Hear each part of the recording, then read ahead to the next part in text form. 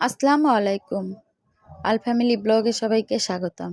কাছে ও দূরে, দেশ ও দেশের বাহিরে যে যেখানে বসে আমার এই ভিডিওটি দেখছেন সবাইকে জানাই প্রাণঢালা শুভেচ্ছা। প্রতিদিনের মতো নতুন আরেকটি ভিডিও নিয়ে আপনাদের মাঝে হাজির হলাম। আশা করি আপনাদের ভালো লাগবে ইনশাল্লাহ। আপু দাঁড়াও, একটা লাইক দিয়ে দাও প্লিজ। যদি লাইক দিয়ে থাকো তো দিয়েছো, না দিলে একটু চেক করে একটা লাইক দিয়ে আমার ভিডিওটা কন্টিনিউ করো প্লিজ।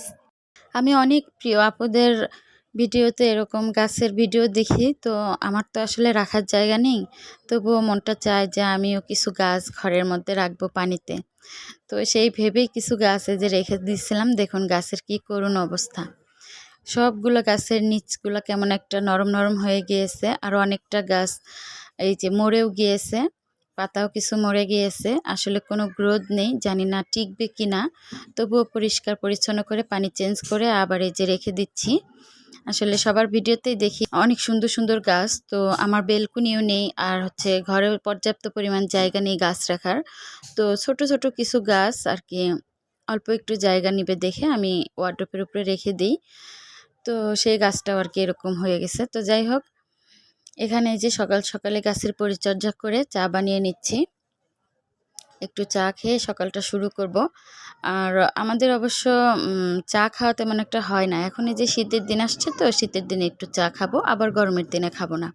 আসলে সব জিনিসপাতির যে দামের জন্য খাবার ইচ্ছা হলেও সাধ্যে কুলায় না, বিধায় অনেক সময় খাওয়া হয় না।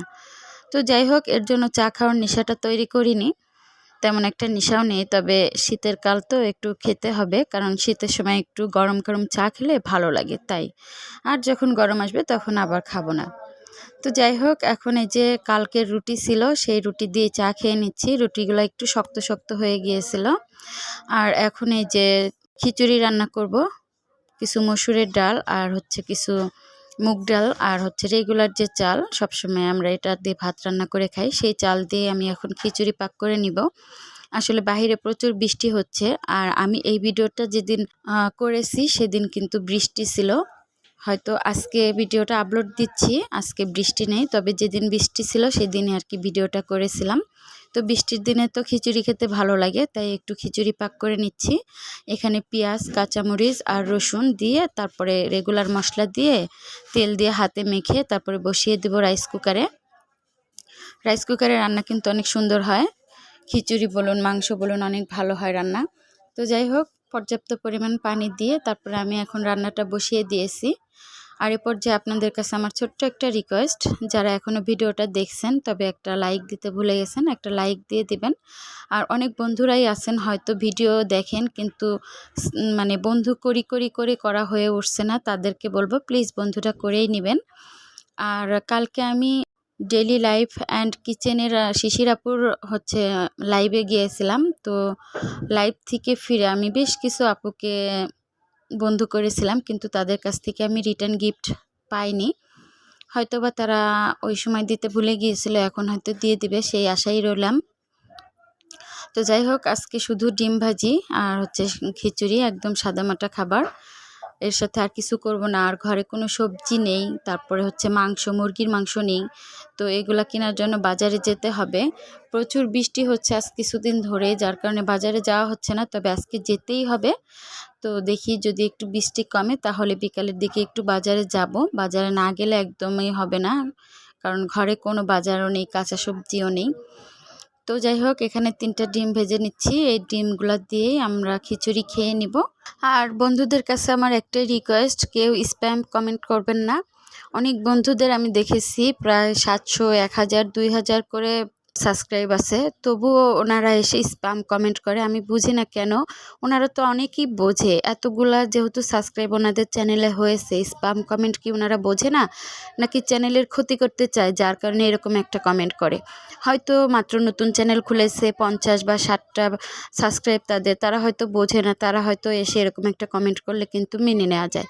অনেকেরই আছে 2000, 3000, 5000 পর্যন্ত সাবস্ক্রাইব, তারাও যদি এসে এরকম একটা কমেন্ট করে যে তোমাকে সাবস্ক্রাইব করলাম, তাহলে কি এতে কি বোঝা যায় বলুন? নিশ্চয় চ্যানেলের ক্ষতি চায়, যার কারণে এরকম একটা স্প্যাম কমেন্ট করে। তার এত দিন হয়েছে ইউটিউব জগতে আসার, সে কি স্প্যাম কমেন্ট সম্পর্কে জানে না? কিন্তু তারা ঠিকই ভিডিওতে বলতেছে যে কেউ স্প্যাম কমেন্ট করবেন না, ঠিকই সে আবার অন্যের কাছে গিয়ে স্প্যাম কমেন্ট করতেছে। তো যাই হোক, এরকম কেউ করবেন না প্লিজ। আপনার আইডিরও ক্ষতি হয়, আমার আইডিরও ক্ষতি হয়। এই তো দুপুরের খাবার দাবার শেষ করে বেশ কিছু সময় রেস্ট নিলাম, বৃষ্টিও হচ্ছিল। তো এখন বিকালবেলা, এখন একটু বৃষ্টি কমে গিয়েছে। তো এই ফাঁকে সিয়ামের বাবাকে নিয়ে বের হলাম বাজার করতে, আর সিয়াম বাসাতেই আছে। তো টুনাটুনি মিলে এই যে বাজার করতে চলে আসছি। বাজারের যে দাম গো বাবা, প্রত্যেকটা জিনিস 100 টাকা কেজি, আর ফুলকপি 50 টাকা পিস, 2 পিস নিলে 100 টাকা। তো দেখা যাক, ফুলকপি আরেকটু পুরান হোক, কম দাম হোক, তখন খাবো, এখন আর খাবো না। আর এখন এই যে কিছু কাঁচা সবজি নিয়ে নিচ্ছি। সবজিগুলো অনেক ফ্রেশ ছিল আর দামও কিন্তু চড়া ছিল। তবুও খেতে হলে নিতেই হবে, আর জীবন বাঁচাতে গেলে খেতেই হবে। কি করার, কিছুই করার নেই। টাকার দিকে তাকিয়ে লাভ নেই, বেঁচে থাকতে হলে খেতেই হবে, সাধ্যে কুলাক আর না কুলাক। তো এখন এই যে দেখুন, ছাতা নিয়ে বের হয়েছি বৃষ্টি দেখে, যে আবার যদি বৃষ্টি আসে সেই ভয়ে। আর রাস্তাঘাট দেখুন একদম ভিজা। তো এখন চলে আসলাম মুরগির দোকানে, কিছু মুরগি নেব। তো মুরগিও 200 টাকা কেজি। যে মুরগি ছিল 120 টাকা, তারপরে 150 টাকা, তারপরে 80 টাকা।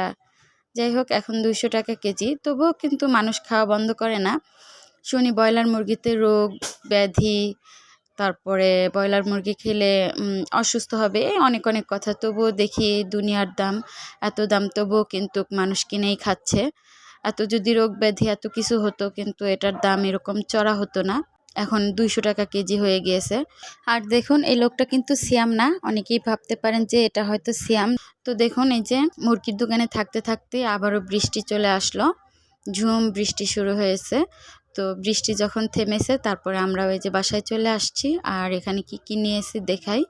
কিছু আলু নিয়েছি, আর এখানে হচ্ছে চা পাতি, দুধ, এগুলো শেষ হয়ে গিয়েছিল। চিনি আবারও নিয়ে আসলাম। আর এখানে নিয়েছি হচ্ছে বাদাম আর হচ্ছে ভুট্টা, এগুলা হচ্ছে সিয়ামের খুব পছন্দ। তো যেমন সাধ্যে কুলিয়েছে অল্প অল্প করে নিয়েছি, কেউ কিছু মনে করবেন না প্লিজ। আমাদের সেরকম সাধ্য নেই একেবারে অনেক বাজার করার।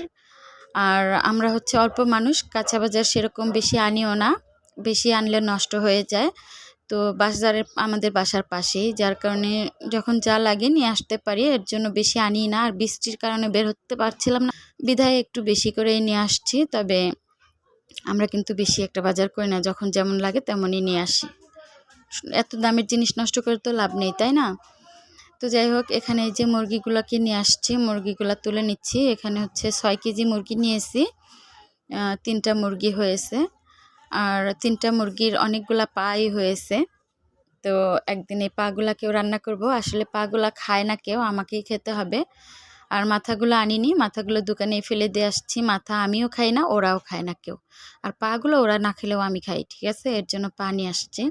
তো এখন এগুলো কাটাকাটি করার সময় নেই, খুব টায়ার্ড লাগছে, এভাবে আমি ফ্রিজে রেখে দিয়েছি। কারণ এখন কাটতে বসলে আর রাত্রে রান্না করা হবে না। আর এখন এই যে রাত্রে রান্না করে নিচ্ছি। মাছগুলো আগেই কাটা ছিল ফ্রিজে, বের করে নিয়ে যে বেগুন নিয়ে আসছি দেখতেই পেলেন, সেই বেগুন দিয়ে মাছগুলো চচ্চড়ি করে নিলাম। আর হচ্ছে এর সাথে একটু ডাল রান্না করে নিব। আর সবার শেষে ভাত পাক করব। তো যাই হোক, এখন বাজার থেকে আসলে কিন্তু শরীরটা টায়ার্ড লাগে, যারা বাজার করে তারা ভালোই জানে। আর অন্য কেউ বাজার করে এনে দিলে বাসায় বসে সব ঠিকঠাক করে কেটে কুটে ফ্রিজে রাখা যায়। আর আমি নিজে যেহেতু বাজারে গিয়েছি, বাজার থেকে এসে আর কিছু করতে মন চাচ্ছিল না, ওভাবে ফ্রিজে রেখে দিলাম। আর এতে এখানে ডাল সিদ্ধ হয়ে গিয়েছে, ডাল হচ্ছে এখন বাগার দিয়ে দিব। আর ভাত এখনও পাক করিনি, ডাল নামিয়ে তারপরে হচ্ছে ভাত বসিয়ে দিব। তো যাই হোক, ভিডিওটাও এখানে শেষ করে দিব। ভালো থাকবেন সবাই, সুস্থ থাকবেন, আমাদের জন্য দোয়া করবেন। আমরাও সবার জন্য দোয়া করি, সবাই সামনে এগিয়ে যান। আর আমাদেরকেও প্লিজ আপনাদের সাথে একটু টেনে টেনে নিয়ে যাবেন। আর হচ্ছে যে ডাল তেলানি হয়ে গেল, ভাত বসিয়ে দেব। আল্লাহ হাফেজ, আসসালামু আলাইকুম।